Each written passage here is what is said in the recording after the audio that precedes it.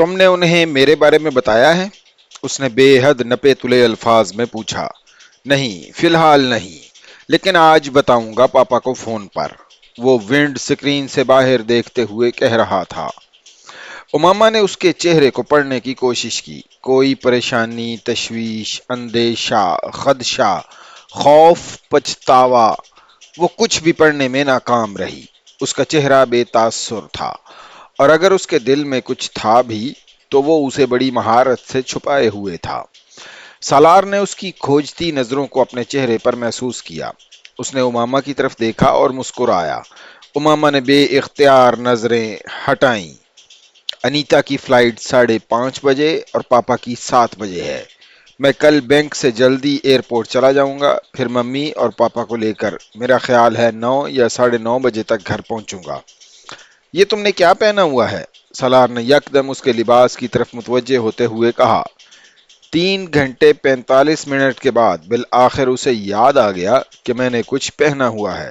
یہ سوچ کر اماما کی خفگی میں کچھ اضافہ ہوا۔ کپڑے، اماما نے جواب دیا۔ سالار اس کی بات پر بے اختیار ہنسا۔ جانتا ہوں کپڑے پہنے ہیں، اسی لیے تو پوچھ رہا ہوں۔ اماما گردن موڑ کر کھڑکی سے باہر دیکھنے لگی۔ اب وہ تعریف کرے گا، اس نے سوچا۔ دیر سے سہی، لیکن اسے میرے کپڑے نظر تو آئے۔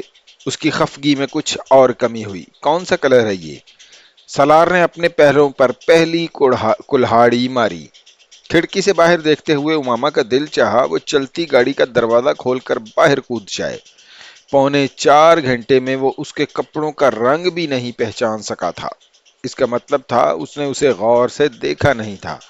پتہ نہیں، اس نے اسی کھڑکی سے باہر جھانکتے ہوئے بے حد سرد مہری سے کہا۔ ہاں، میں بھی اندازہ نہیں کر سکا۔ آج کل خواتین پہنتی بھی تو بڑے عجیب عجیب کلر ہیں۔ سالار نے اس کے لہجے پر غور کیے بغیر عام سے انداز میں کہا۔ وہ زنک اور کاپر کے سب سے زیادہ ان شیڈ کو عجیب کہہ رہا تھا۔ اماما کو رنج سا ہوا۔ سالار شوہروں کی تاریخی غلطیاں دہرا رہا تھا۔ اس بار اماما کا دل تک نہیں چاہا کہ وہ اس کی بات کا جواب دے۔ وہ اس قابل نہیں تھا۔ اسے یاد آیا اس نے کل بھی اس کے کپڑوں کی تعریف نہیں کی تھی۔ کپڑے؟ اس نے تو اس کی بھی تعریف نہیں کی تھی۔ اظہار محبت کیا تھا اس سے، لیکن تعریف؟ ہاں، تعریف تو نہیں کی تھی اس نے۔ وہ جیسے پچھلی رات کو یاد کرتے ہوئے تصدیق کر رہی تھی۔ اسے دکھ ہوا۔ کیا وہ اسے اتنی ہی خوبصورت نہیں لگی تھی کہ وہ ایک بار ہی کہہ دیتا؟ کوئی ایک جملہ، ایک لفظ، کچھ بھی نہیں۔ وہ ایک بار پھر خود ترسی کا شکار ہونے لگی۔ عورت اظہار محبت اور ستائش کو کبھی ہم معنی نہیں سمجھتی۔ یہ کام مرد کرتا ہے اور غلط کرتا ہے۔ ڈرائیونگ کرتے ہوئے سالار کو اندازہ نہیں ہوا گفتگو کے لیے موضوع کی تلاش میں ادھر ادھر کی باتیں کرتے اس نے کس قدر سنگین موضوع کو چھیڑ دیا تھا۔ وہ بڑے اطمینان سے جیسے ایک بارودی سرنگ کے اوپر پاؤں رکھ کر کھڑا ہو گیا تھا، جو اس کے پاؤں اٹھاتے ہی پھٹ جاتی۔ سعیدہ اماں کی گلی میں گاڑی پارک کرنے کے بعد سالار نے ایک بار پھر اماما کے موڈ میں تبدیلی محسوس کی۔ اس نے ایک بار پھر اسے اپنا وہم گردانا۔ ابھی کچھ دیر پہلے ڈاکٹر سبت علی کے گھر پہ بھی یہ غلط فہمی کا شکار رہا۔ آخر ہو کیا گیا ہے مجھے؟ وہ بھلا کیوں 24 گھنٹے میں مجھ سے ناراض ہوتی پھرے گی؟ اس نے اطمینان سے سوچا۔ سعیدہ اماں دروازہ کھولتے ہی اماما سے لپٹ گئی تھی۔ چند لمحوں بعد وہ آنسو بہا رہی تھی۔ سالار جذبز ہوا۔ آخر اتنے عرصے سے وہ اکٹھے رہ رہی تھیں، یقیناً دونوں ایک دوسرے کو مس کر رہی ہوں گی۔ اس نے بالآخر خود کو سمجھایا۔ سعیدہ اماں نے سالار کے سلام کا جواب دیا، نہ ہی ہمیشہ کی طرح اسے گلے لگا کر پیار کیا۔ انہوں نے اماما کو گلے لگایا، اس سے لپٹ کر آنسو بہائے، پھر اسے لے کر اندر چلی گئیں۔ وہ ہکا بکا دروازے میں ہی کھڑا رہ گیا۔ انہیں کیا ہوا؟ وہ پہلی بار بری طرح کھٹکا۔ اپنے احساس کو وہم سمجھ کر جھٹکنے کی کوشش اس بار کامیاب نہیں ہوئی۔ کچھ غلط تھا، مگر کیا؟ وہ کچھ دیر وہیں کھڑا رہا، پھر اس نے پلٹ کر بیرونی دروازہ بند کیا اور اندر چلا آیا۔ وہ دونوں کچھ باتیں کر رہی تھیں، اسے دیکھ کر یک دم چپ ہو گئیں۔ سالار نے امامہ کو اپنے آنسو پونچھتے دیکھا۔ وہ ایک بار پھر ڈسٹرب ہوا۔ میں چائے لے کر آتی ہوں۔ بادام اور گاجر کا حلوہ بنایا ہے آج میں نے، سعیدہ اماں یہ کہتے ہوئے کھڑی ہوئیں۔ سالار نے بے اختیار انہیں ٹوکا۔ سعیدہ اماں کسی چیز کی ضرورت نہیں ہے، ہم لوگ کھانا کھا کر آئے ہیں اور چائے بھی پی لی ہے، صرف آپ سے ملنے کے لیے آئے ہیں۔ وہ کہتے کہتے رک گیا۔ اسے احساس ہوا کہ وہ پیشکش سرے سے اس کی ہی نہیں کی گئی، اس کے لیے کی ہی نہیں گئی تھی۔ سعیدہ اماں مکمل طور پر امامہ کی طرف متوجہ تھیں اور امامہ اسے کچھ کھانے پینے میں متعمل نظر نہیں آئی۔ میں کھاؤں گی اور میں آپ کے ساتھ چلتی ہوں، آپ کس طرح اٹھائیں گی برتن؟ امامہ نے سعیدہ اماں سے کہا اور پھر ان کے ساتھ کچن میں چلی گئی۔ سالار ہونکوں کی طرح وہاں بیٹھا رہ گیا۔ اگلے 15 منٹ وہ اس صورتحال پر غور کرتا رہا، وہیں بیٹھا کمرے کی چیزوں کو دیکھتا رہا۔ بالآخر 15 منٹ کے بعد امامہ اور سعیدہ اماں کی واپسی ہوئی۔ اسے امامہ کی آنکھیں پہلے سے کچھ زیادہ سرخ اور متورم لگیں۔ یہی حال کچھ اس کی ناک کا تھا۔ وہ یقیناً کچن میں روتی رہی تھی، مگر کس لیے؟ وہ اب الجھ رہا تھا۔ کم از کم اب وہ آنسو اسے سعیدہ اماں اور اس کی باہمی محبت و یگانگت کا نتیجہ نہیں لگ رہے تھے۔ سعیدہ اماں کے چہرے اور آنکھوں میں اسے پہلے سے زیادہ سرد مہری نظر آئی۔ اسے اس وقت چائے میں دلچسپی تھی، نہ کسی حلوے کی طلب۔ کچھ بھی کھانا اس کے لیے بدہضمی کا باعث ہوتا، لیکن جو ماحول یکدم بن گیا تھا اس نے اسے ضرورت سے زیادہ محتاط کر دیا تھا۔ کسی انکار کے بغیر اس نے خاموشی سے پلیٹ میں تھوڑا سا حلوہ نکالا۔ امامہ نے ڈاکٹر سبت علی کے گھر کی طرح یہاں بھی اس سے پوچھے بغیر اس کی چائے میں 2 چمچ چینی ڈال کر اس کے سامنے رکھ دی، پھر اپنی پلیٹ میں حلوہ لیا اور کھانے لگی۔ چند منٹوں کی خاموشی کے بعد بالآخر سعیدہ اماں کی قوت برداشت جواب دے گئی۔ اپنے ہاتھ میں پکڑی پلیٹ ایک طرف رکھتے ہوئے انہوں نے اپنی اینک کو ناک پر ٹھیک کرتے ہوئے تیز نظروں سے سالار کو گھورا۔ بیویوں کے بڑے حقوق ہوتے ہیں۔ اپنی پلیٹ میں ڈالے حلوے کو چمچ سے ہلاتے سالار ٹھٹکا۔ اس نے پہلے سعیدہ اماں کو دیکھا، پھر امامہ کو۔ وہ بھی ٹھٹکی تھی اور کچھ گڑبڑائی بھی۔ سالار کے پیٹھ پیچھے اس کی برائی اور اس کے گلے شکوے کرنا اور بات تھی، مگر اس کے سامنے بیٹھ کر وہی کچھ دہرانا، خاص طور پر جب ان الزامات کا کچھ حصہ کسی جھوٹ پر مبنی ہو، وہ واقعی گھبرا گئی تھی۔ سالار کو یہ سوال نہیں تبصرہ لگا۔ جی، اس نے ان کی تائید کی۔ وہ مرد دوزخ میں جاتے ہیں جو اپنی بیویوں کو تنگ کرتے ہیں۔ سعیدہ اماں نے اگلا جملہ بولا۔ اس بار سالار فوری طور پر تائید نہیں کر سکا۔ وہ خود مرد تھا اور شوہر بھی۔ لاکھ وہ امامہ پر مرتا، لیکن بیوی کی موجودگی میں اس تبصرے کی تائید اپنے پاؤں پر کلہاڑی مارنے کے مصداق تھا۔ وہ شادی کے دوسرے ہی دن اتنی فرما برداری نہیں دکھا سکتا تھا جس پر وہ بعد میں ساری عمر پچھتاتا۔ اس بار کچھ کہنے کی بجائے اس نے چائے کا کپ ہونٹوں سے لگایا اور اس کی خاموشی نے سعیدہ اماں کو کچھ اور تپا دیا۔ دوسروں کے دل دکھانے والے کو اللہ کبھی معاف نہیں کرتا۔ سالار نے حلوہ کھاتے کھاتے اس جملے پر غور کیا، پھر تائید میں سر ہلا دیا۔ جی بالکل۔ سعیدہ اماں کو اس کی ڈھٹائی پر غصہ آیا۔ شریف گھرانے کے مردوں کا وتیرہ نہیں ہے کہ دوسروں کی بیٹیوں کو پہلے بیاہ کر لے جائیں اور پھر انہیں پہلی بیوی کے قصے سنانے بیٹھ جائیں۔ امامہ کی جیسے جان پر بن گئی۔ وہ کچھ زیادہ ہی ہو رہا تھا۔ آپ کی چائے ٹھنڈی ہو رہی ہے اماں۔ اس نے صورتحال سنبھالنے کی کوشش کی۔ سالار نے باری باری ان دونوں کو دیکھا۔ اسے اس جملے کا سر پیر سمجھ میں نہیں آیا اور پہلے جملوں سے ان کا کیا تعلق تھا وہ بھی سمجھ نہیں پایا۔ کچھ تائید کرنے میں کوئی برائی نہیں تھی کیونکہ بات مناسب تھی۔ ٹھیک کہہ رہی ہیں آپ، اس نے بالآخر کہا۔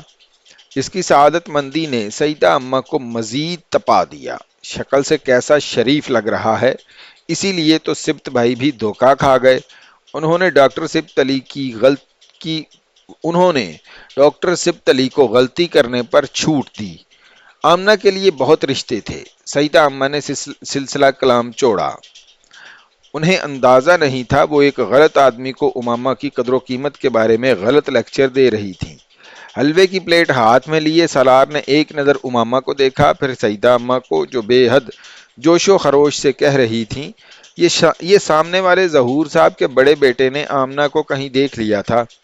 ماں باپ کو صاف صاف کہہ دیا اس نے، شادی کروں گا تو اسی لڑکی سے۔ خالہ کی بیٹی کے ساتھ بچپن کی منگنی بھی توڑ دی۔ اس بار سالار نے حلوے کی پلیٹ ٹیبل پر رکھ دی۔ وہ کم از کم امامہ کے کسی ایسے رشتے کی تفصیلات مزے سے حلوہ کھاتے ہوئے نہیں سن سکتا تھا۔ امامہ نے اس بار سیدہ اماں کو روکنے کی کوشش نہیں کی تھی۔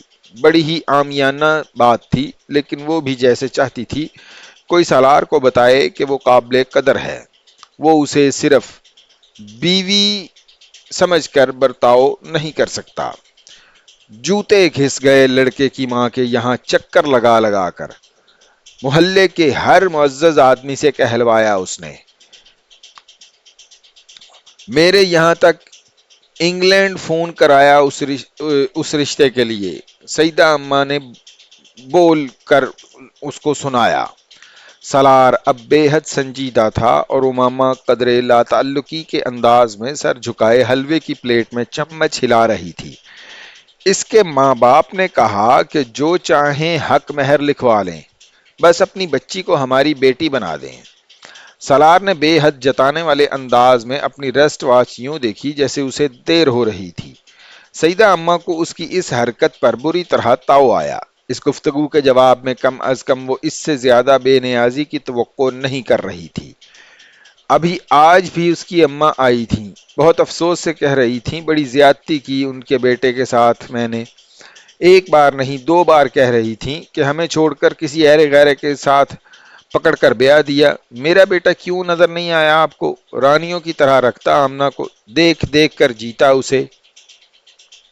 سیدہ اماں اب مبالغہ امیزی کی آخری حدوں کو چھونے کی سرتوڑ کوشش کر رہی تھیں۔ سامنے بیٹھے ہوئے شخص کے چہرے پر اب بھی مرعوبیت نام کی کوئی چیز نمودار نہیں ہوئی تھی۔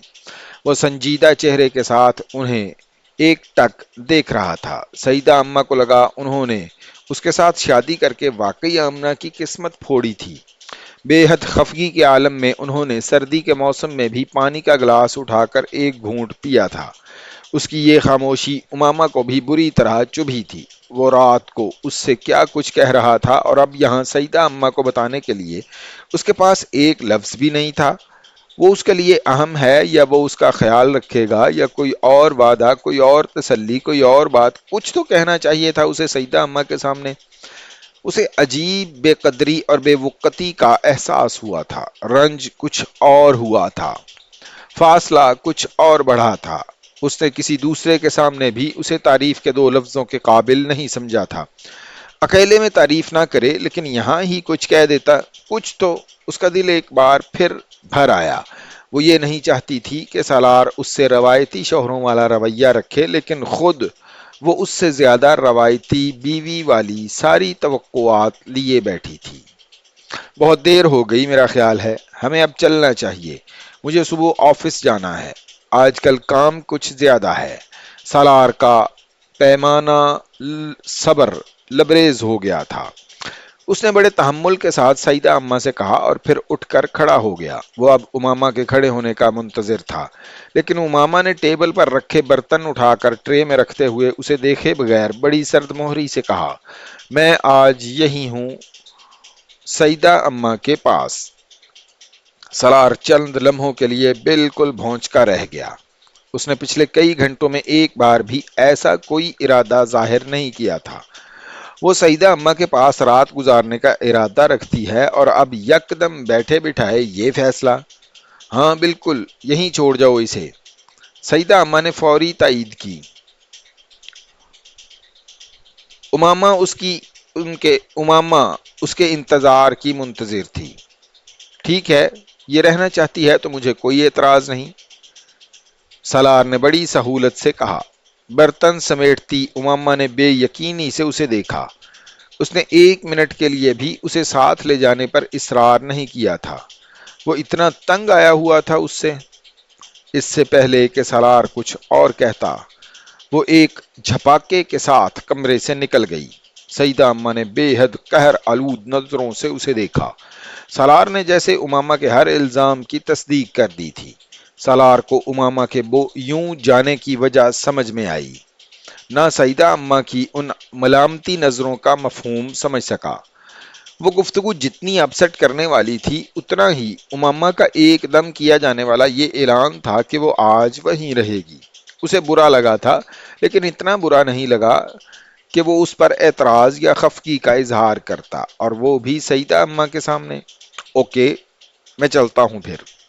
وہ سیدہ اماں کے ساتھ باہر صحن میں آیا۔ اس کا خیال تھا امامہ کچن میں برتن رکھ کر اسے خدا حافظ کہنے تو ضرور آئے گی، لیکن وہ نہیں آئی تھی۔ وہ کچھ دیر سیدہ اماں سے بے مقصد باتیں کرتا صحن میں کھڑا اس کا انتظار کرتا رہا۔ سیدہ اماں کے لہجے میں اتنی سرد مہری نہ ہوتی تو ان سے امامہ کو بلوانے کا کہتے ہوئے اسے جھجک محسوس نہ ہوتی۔ سیدہ اماں کے گھر سے نکلتے ہوئے اس نے پہلی بار اس محلے میں ان کے سامنے والے گھر کو سر اٹھا کر دیکھا تھا۔ وہاں سے اکیلے واپس آنا اسے گھل رہا تھا۔ وہ اتنے سال اس کے بغیر ہی رہا تھا، اسے کبھی تنہائی نہیں چبھی تھی۔ اس نے ایک رات اس کے ساتھ گزاری تھی اور تنہائی کا مفہوم اس کی سمجھ میں آ گیا تھا۔ وہاں سے واپسی کی ڈرائیو اس کی زندگی کی سب سے طویل ڈرائیو تھی۔